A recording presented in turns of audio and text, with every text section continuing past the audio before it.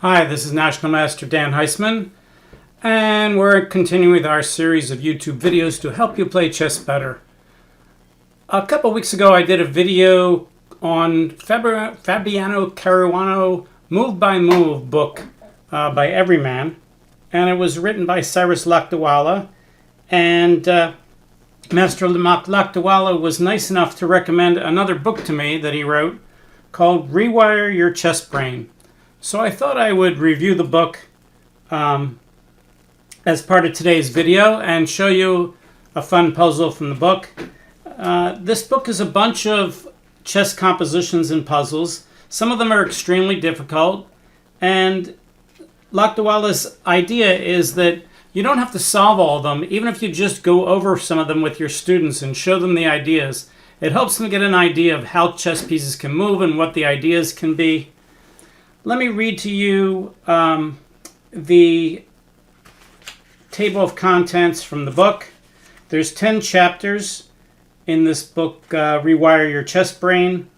The first chapter is Old School, which contains extremely old, interesting problems. The second problem is The Containment Field Holds, Drawing Studies. Third chapter is Realism. Fourth chapter is Made in One Move.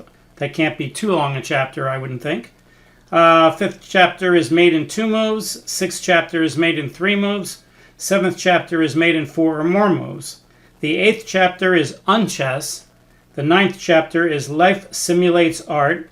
And the final chapter is The Wunderkind. Okay, so the problem I'm going to show you is from the chapter on Unchess, which contains some, kind of interesting problems. And we picked this one out today. I went over with one of my students, and I was able to solve it, but I thought it would make a good video. This problem is, let me find it here in the book. It's on page 486. The book has about 500 pages. It's a problem by Otto Blathy. It was published in the Chess Amateur in 1928. And it's white to play and win. So with all problems like this, I highly suggest you pause the video and see if you can solve the problem. It's white to play and win. So pause it, take some time, see if you can solve it. If you think you solved it, or if you give up, then come back to the video and I will spend some time explaining how to solve the problem. All right, so I assume at this point you either have tried to solve it or you're not interested in solving it. So let's look at the board. Well, one of the principles in chess is when you're ahead material, trade pieces, but I always add trade pieces, not necessarily pawns. For instance, if you have extremely few pawns, you don't want to trade pawns when you're ahead, because if you're only ahead by a knight or a bishop and you have no pawns, then when you trade everything off and you end up with just ahead by a piece, let's say you have a king, a rook, and a knight against a king and a rook, then you're not winning unless you have some pawns on the board, so you don't want to trade pawns. On the other hand, if there's a lot of pawns on the board and you're winning, then you want to trade pawns, or else you might end up in a situation like we have in this puzzle, where white is ahead a rook, 2 knights, and a bishop, but he's locked up the whole board, and it's hard for his pieces to get through. So how can he win?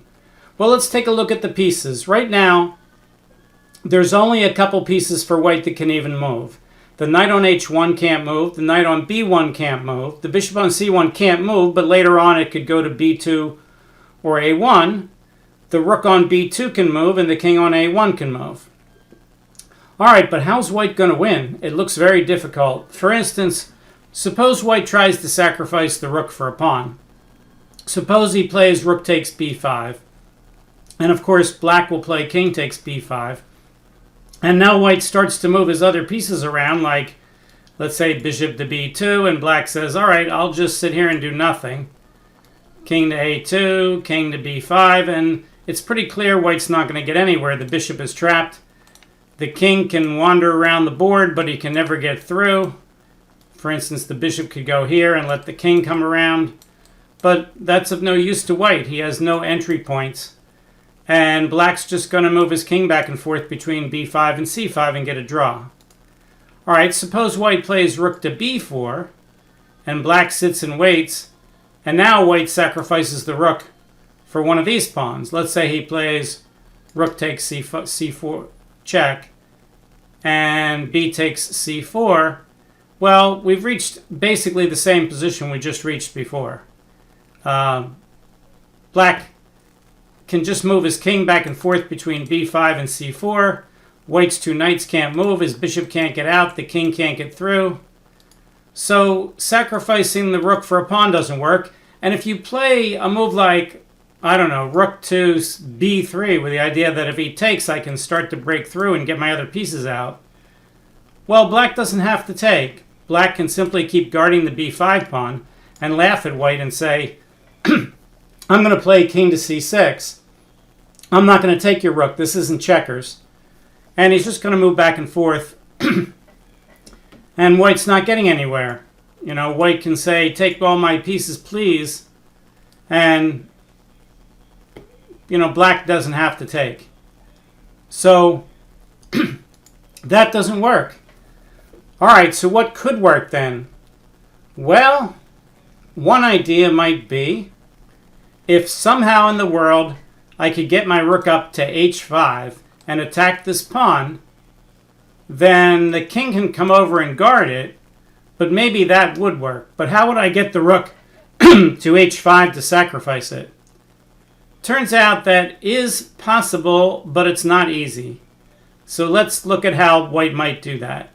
He could play rook to b4 to start with to clear out a line for the bishop. Black's going to keep guarding that pawn on b5. White's going to get his king out of the way on a2. Black's going to play his king back and forth. White's going to get the bishop out of the way. Black's going to play back and forth. I won't keep saying black's going to play black back and forth. I'll just keep doing it. Bishop to a1. King c5. King b2. King c6. King c1. King c5. Rook c2. King c6. Rook to c2. Okay, now if black takes the rook, white can take with the king, sacrifice this pawn to get his pieces into the game, play knight to d2, and then win. For instance, pawn takes rook, king takes, king up, pawn up. Let's say, I don't know, doesn't matter which pawn. Pawn takes check, king here, knight here. And the king can't even come up and guard this pawn. The knight's going to take it and get everything's going to get rolling. And white's going to win. So black can't take the rook. All right, so let's say black says, all right, I'll keep doing nothing. And he plays king to c5. And now white plays king to b2. And black still can't take the rook for the same reason. So black keeps going back and forth. And now the rook manages to go around toward the other side of the board. Okay, and now black goes king to c5, rook to g1, king back, and now obviously rook g2 doesn't work because pawn takes, and then black gets the queen, so he needs the king over there. King c1. Now black's going to start to think, oh, I might need to bring my king this way and guard the pawn. King d1, king e5, king e1. King f6, king f1, king g6. Okay, so here, black can either take this pawn or not. Okay, let's think about this for a second. Could white have gotten the rook over a little faster? I don't think so. So let's take a look at what happens if he takes. So here white's going to play rook g2. And again, pawn takes, king takes doesn't work because white will sacrifice the pawn on f3, get the knight popping in here, and win. Just like before, if you don't believe me, pawn takes, king takes, king takes. Let's say f4, pawn takes en passant, king takes, king back, knight comes in the game, king up, knight in the game, hits the pawn. If Black guards the pawn. Oh, he's in check, sorry. Doesn't much. Let's say he continues to guard this pawn, then knight here, and knight takes on b5, and then white will come back and take the other pawns, and he'll win easily. All right, so let's go back to the game. Go back to the solution. So let's say black plays king takes h6. And now white can play rook h2 check. Let's get Stockfish to check on this with us. King g7. Rook h5. I wish I hadn't given him that pawn, but I don't think I could have gotten my rook over there any faster. Rook h5. King up. King g2. Well, let's see here. I guess he could have played pawn up. So if he takes with the rook, he can take back with the pawn. I guess he has to do that. All right, so rook checks. King g6.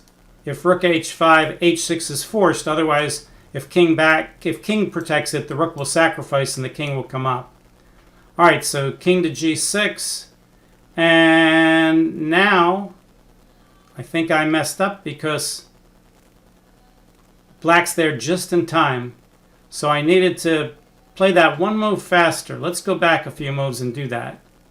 All right, so black couldn't leave the b pawn too fast. Let's go back all the way to here. He can't start running over here now. So can I bring the king over first and then get the rook behind it and then bring it over? I could. I don't think that's going to save me any time, though. Well, let's try it. King here. He can't come over here because of rook to b2. So he'll just come halfway. Rook will come in. King here. Sorry. King here. Now the rook can't get back here because of rook c2. Black can always play king back to d5 when we're not making progress. So king e1, king f6, king f1, king g6. See, this is no faster. We're going to get into the same position. Okay, so the idea is if black moves his king over here too fast, white will play rook e1 and win this pawn, and then he'll get in. So black has to stay in the middle while the rook still has the possibility of coming to e1. So he's got to stick around here for a while. So king e5. Let's say rook e1 to hold him up for a minute. King d5. King g1. King e5. King h2. King d5. Rook g1. King e5. Rook g2. All right, now he can't take the rook again, so he starts to run. And king g1 and king g6. Rook h2, just in time. So that's what I did wrong the first time. I forgot to tie down the black king to guard this pawn. That's an important part of the solution because if black can just come over and take this pawn before the rook gets the h-file, as we already saw, he can then play king out of the way in h6 and white can't sacrifice. But now white can sacrifice. So black can't take the h-pawn. He has to play king f6. White plays rook h5, king g6, king h2, king f6, king h3, king g6. Now white needs to lose a tempo after he takes. So rook takes, g5 check. Obviously winning if he doesn't take back. King takes g5, bishop to b2 waiting. Now black's in Zugzwang. He has to move his king away. Well, he could take the pawn if he wants. And now white will come up. King h4. King g6. g5. King f5. And now white has a variety of wins. He can play g4 check. Get his knight into the game. And his king's active, and he's going to win pretty easily. For instance, let's see. Stockfish says black should play king e5. Then knight f5. And now Stockfish is starting to sacrifice his pawns because he sees that he's losing. All right, let's review that one more time. Then maybe we'll look at another problem from the book. Okay, so the answer is you get the rook out of the way. You get the bishop into the corner to get it out of the way.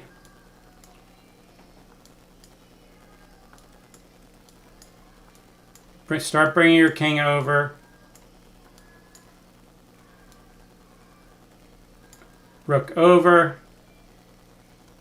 King up. King over. King waits. Rook back. King waits. King over. King over. King over. He tries to go after this pawn. If he can get it, he can get the draw. White says, not so fast. I'm going to attack the e-pawn. He guards it. White comes over. Black has to continue to guard the pawn. White brings his king up. He guards the pawn. The rook comes up. Now he says, oh, let me try to get this pawn. Rook here. Sorry, king f6.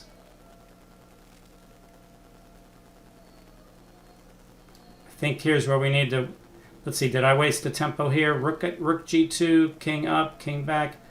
Yeah, I gotta make him guard the pawn one more move. Okay, so here we have to waste a tempo and play bishop to b2 so that he can't go toward the pawn. He has to go away. That gives me the tempo I need to play rook g1, king e5, rook g2, he can't take, king f6, king g1, he still can't take, king g6, just in time, rook h2, king back, rook h5, king g6, king h2, king f6, king h3, king here, rook takes, king takes, and now we just wait with the bishop.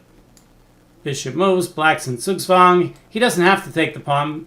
That's what we did last time, but it doesn't matter. He's got to let the white king come up, and then the g-pawn gets pushed. And white's going to win here. Now he's got his knight in the game. No, the sacrifice doesn't work. For instance, e3, I just take.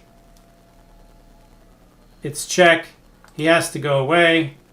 King to here. And now I can...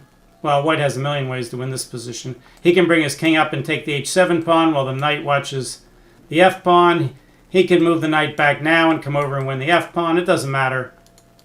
But if black doesn't have stuff like that, and he just has to play back, well, he's just going to bring his king up. Let's say black decides to not come up to f4. Let's say he stays back. Let's say in this position he plays here. Well, white's still going to win rather easily. King h5, king h8, g4, king g7, knight g3, followed by knight takes e4. You get the idea.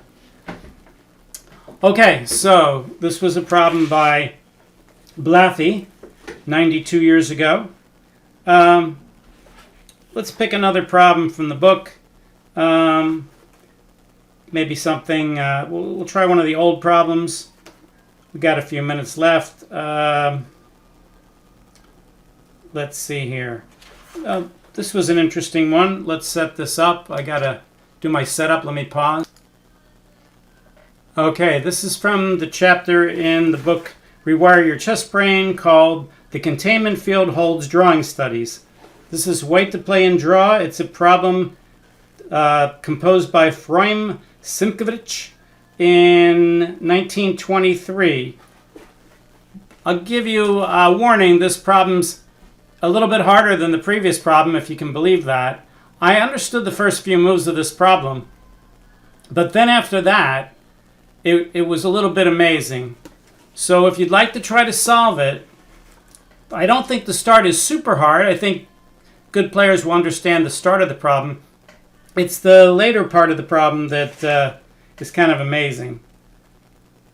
All right, so again, white to play and draw. If you'd like to try to solve it, pause the video.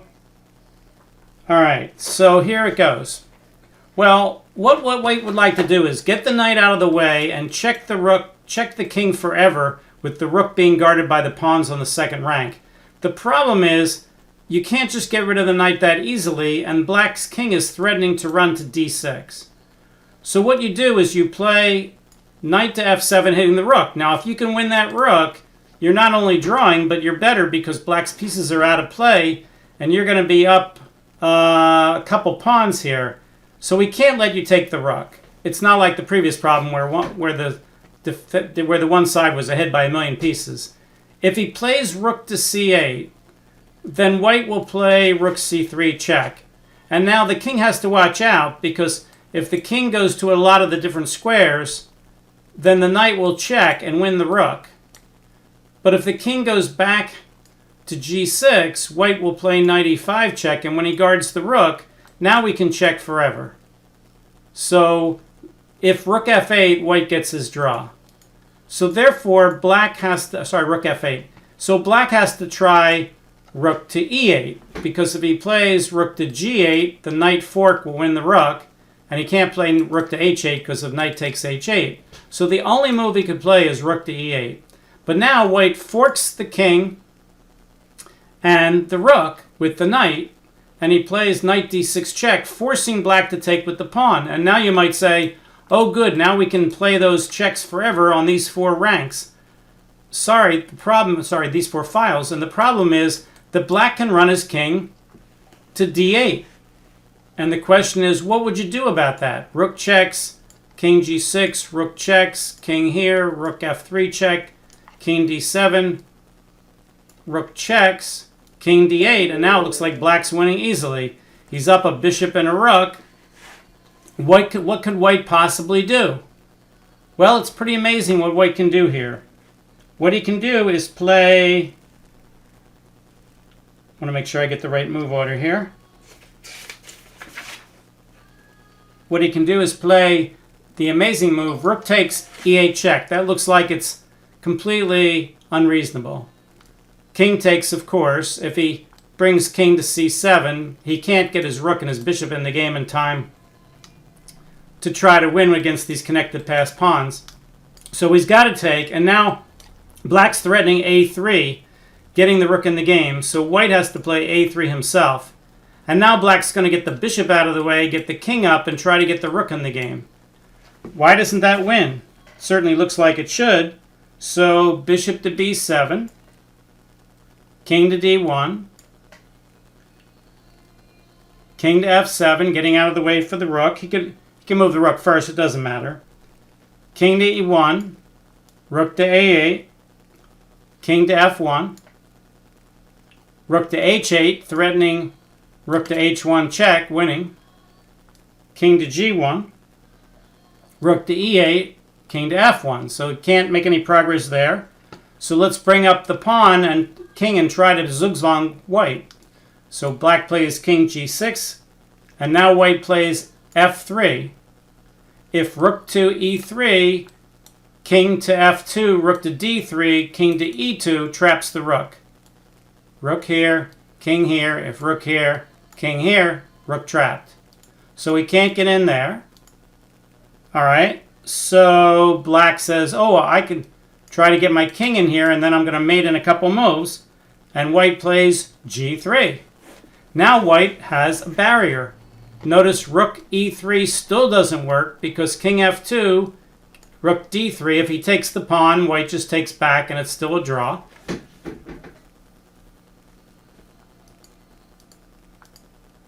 So what could he do? He could play rook h8, but then king g2, stopping him from getting in. If he sacrifices the rook for the pawn, it's not going to work. Let's say rook here, and you see the bishop is trapped here forever, and black can't win that endgame with the bishop. So sacrificing the rook for the pawn doesn't work. But every time he tries to come in with the rook, white just waits. Rook h8, king g2, rook e8, king f2. Draw. Black can't make progress. Let's look at that again. So knight here, if rook f8, then rook f3 check gets the draw. Rook g8, knight h6 check wins. Rook h8, knight takes h8, no good. Knight takes d8 is the threat, so he has to play here. We have the fork, he takes, we check. All right, if black wants to try to win, he has to run his king out to d8. Otherwise, white will check on e3, f3, g3, and h3 forever. So he tries to run through. And we get this amazing move here. Rook takes e8. King takes a3. Bishop b7, getting out of the way for the rook. King up, rook back to a8. Sorry, king e2, rook to a8. King f1, rook h8, king g1, rook e8, king f1. Trying to make progress. King g6, f3, king f5, g3. And as we saw earlier, rook e3 does not make progress and win. Okay, one last thing. Is this position legal? Well, yes it is, but it's not very likely to ever occur. How did white get that pawn on b4? Well, what he did was he captured on c3, and then he captured on b4. Or alternately, his c3 pawn captured on b4, and then his d2 pawn captured on c3. So he made two captures on c3 and b4 to get... Sorry, I misspoke. It's the... yeah, and then he made a third capture. The e-pawn took on d3, or it took on d4. So there was actually three captures here. The d-pawn made a capture. Either the d-pawn captured twice, or the d-pawn captured once, the c-pawn captured once, and then the e-pawn had to capture once. And of course, black's missing enough pieces that that's certainly theoretically possible. So the position's legal, but the chances anyone would ever get into this position without really both sides trying to do it together is not very reasonable. Okay, so again, the name of the book is Rewire Your Chess Brain by Cyrus Lakdawala. If you like these kind of brain teaser kind of problems, Lakdawala says he's had a lot of success, going through the problems with his students. And when you do these problems, you learn how the pieces move, what they can do. I don't mean when I say how they move, like a knight moves up 2 and over 1, but I mean the kind of ideas that pieces can do to take advantage of their power. And the more you learn that, the more you learn how the pieces move and what they do, the better player you get to be. So these kind of problems can be very helpful to training your brain, or as the name of the book is, Rewire Your Chess Brain. Okay, that's again published by Everyman Chess, author Cyrus Lakdawala. If you haven't subscribed to my channel, please do so. Hit the subscribe button. We could use as many subscribers as possible. If you haven't watched my chess tip of the day on Twitter, you can go to @Dan Heisman on Twitter. We've had a chess tip of the day for 11 years. About, what does that come out to? Even if I miss a few days, that's still almost 4,000 chess tips of the day. And if you like the video, give us a like. We'll see you next time. Thanks. Bye.